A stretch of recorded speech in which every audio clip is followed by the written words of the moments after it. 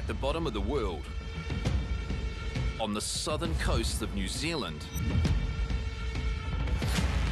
just one crew is willing to risk it all. You've got great white sharks, you've got 7 gillas. You never know what's going to come up behind you. With a global industry worth almost $500 million a year, Dollars! there's fortunes to be made, chasing one of the world's most sought-after delicacies.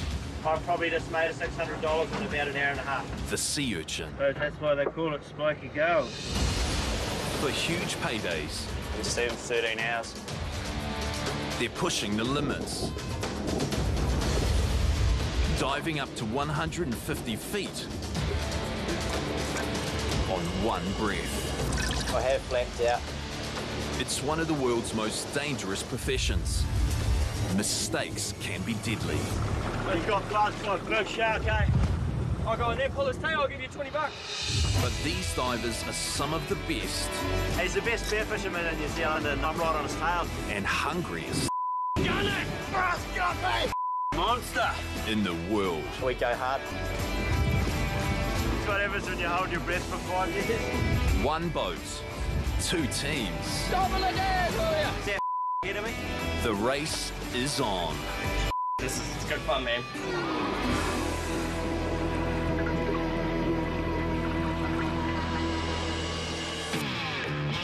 In the tiny seaport town of Bluff, at the bottom end of the South Island of New Zealand, Dwayne Herbert is taking his crew on a quest for riches in the form of the sea urchin, known locally as kina, also known as uni. Oh no, there's another rope attached to the vessel. This here's your radar over here. This is your eyes at night. But it's no easy feat, and this job carries considerable risk. This is a really dangerous job. You never know what the weather's going to do and you never know what's around the corner. I've got a huge responsibility of the safety of my crew, keeping them safe and getting them home. Dwayne is a driven individual, striving for success. And as a 7-time national spearfishing champion, he's definitely got a competitive spirit.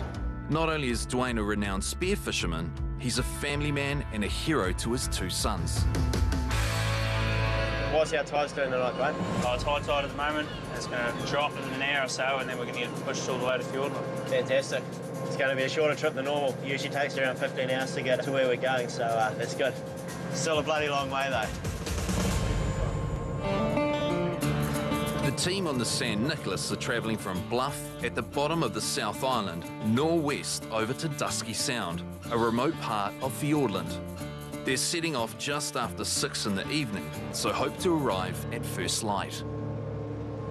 It's going to be about 11 hours before we get there, so we'll wake the boys up early so when we drop the anchor we're all ready to go. I'll put you in with Tom and Red Dog, and I'll dive with Dion and have Morgan and Stingy Boy tomorrow. Oh, fantastic. Sounds like a plan, eh? That'll be right, eh? Beauty. The San Nicholas will be deploying 2 dinghies, each with a dive team and a dinghy boy, whose job is to pull up the nets of sea urchin, but most crucially, watch out for the diver's safety. There's a lot to think about. I try not to think about it. You've got great white sharks, you've got 7 gillas, you've got shallow water blackout. The worst fear for me always, I hear the dinghy above me. If they buzz over the top of you and you're surfacing and they smack you in the head, it's pretty much over, eh? So you just got to really be careful, and your dinghy boy really needs to know what he's doing. With more than 10 hours until they reach their dive spot, there's time for some team bonding and a few tall stories. And there's none better than from a crew member called Red Dog. Well, I've just finished the mad feed of bacon and eggs. I got on the pitch the night before. My guts are ready to give that toilet a thrashing. And I get in there and it's blocked as. Like, On my boat, I work with Red Dog. go to push the button, it's like, nah. Yeah, we work really well together. I turned the hose off, jammed it right in the toilet, and I just stood there and held it. It's like, yeah, go for it, go for it. Put some revs on too, so it smoked. The whole toilet blew up everywhere, man, all through my hair, on my face, just Reese, Red Dog, Kelly, I run the dinghy. Not that hard, you know? And then the whole trip we'd caught all as well, so that was just an even bigger bummer on top. I was like, nah. Needless to say, the crew is hoping for a smoother journey to Dusky Sound, but they won't know until sun up if the spot will be productive. Sometimes we go out and we spend all day diving from bay to bay to bay, trying to find fat kinners.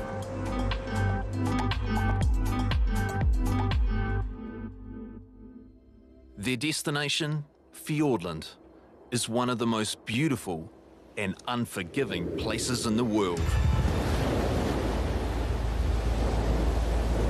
It's 7 a.m. on the waters of Fiordland, and after a long night, skipper Dwayne has awoken to a nasty surprise. We were asleep for 13 hours. We were going to go up to Dusky, but it's going to be another 4.5 hours or 4 hours from here to eat into our diving time. The current hasn't been as forgiving as he'd expected, and the group is well behind schedule. 4 more hours of travel will seriously limit the amount of product they'll be able to collect. When I see how far away we are, I figure I need to come up with a new plan, or we're going to go home with bugger all. With the clock ticking, Dwayne needs to make a decision. Steam ahead to Dusky Sound that he knows will be rich with sea urchins, or risk the lesser-known waters here around Chalky Island. Conditions are mint here today. We've got glass out pretty much out there, there's no wind. The only thing is a bit of roll, fucking paradise. So we're just going to anchor up here and see what we can do for the day around here. I noticed there was some fat kinners here last time, so hopefully they're still here. Based on the conditions around Chalky Island, decided to give it a go. I've seen sea urchins here before, but I've never dived here. Quietly hopeful that maybe we'll come away with the win. It might be an unknown for Dwayne, but this is familiar territory for young Raymond, who's familiar with another risk diving in these waters. Oh, Larry! Smile for the camera, Larry! So we got Larry up on the rocks here. He's my pet sea lion. It's great, eh? Yeah, no, he's a cracker of a yarn. There's actually a whole sea lion and seal colony around here, and we try our best to keep away from them, but they're quite a pain when you're diving. They get right up in your face. They're real territorial, and this year they have cubs, so you just got to really keep your distance and watch yourself. They'll definitely go you. They've got some big teeth on them. The crew are hard at work prepping the dinghies. The sooner they get in the water, the greater the potential haul. A boat's high maintenance. A lot of things have to be done. If the gamble pays off, the divers have got a big day ahead of them. But spending all day in a wetsuit does have its drawbacks. You got pimples on your ass? Have I? Yeah. Bet I do, actually, the wetsuit pimples. So after spending around about 15 days at a time in your wetsuit like I do sometimes because I'm just such a hard-out diver, I really get bad pimples, you know. You're moving all the time and you get real bad sweat build-up, especially around your ass crack and all your shoulders. That's the fun fact of the day. Part of being a commercial diver is trying to deal with those wetsuit pimples. But wetsuits in New Zealand have come a long way in the last few years, so yeah, bloody good stuff. I'm a little bit different. I'm putting my suit on compared to a Raymond over there. Raymond bloody caveman. Us North Islanders don't like the old pimples on us, so we use a bit of Dettol and soap. And it gets pretty cold in Fiordland sometimes. I'm ready for my day's work. How about you? Way easier. Don't have to deal with the cold water. Just gonna go out and have a look for some fat kinners, have a scout around for the morning, spend a little bit of time looking for the good ones, and then boom, just on them all day.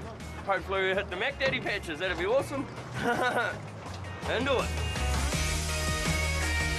Red Dog is looking after Raymond's team, with Raymond and Tom diving for urchins. Dwayne has teamed up with Dion and Duncan, who will have Morgan looking after their dinghy. There are 33 plastic containers known as dough labs that can be filled. The more teams get, the more money they earn. It's cool, man. It's like a competition and day. Awesome. But to win this competition, the teams will need to find the best spot. And they have no idea whether this will be it.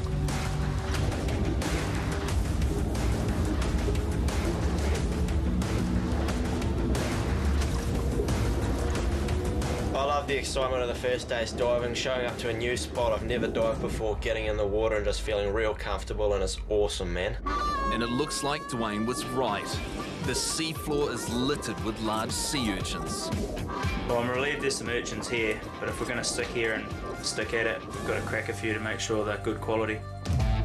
Sea urchin divers in New Zealand work on a commission on the percentage weight of roe recovered from the urchin's shell.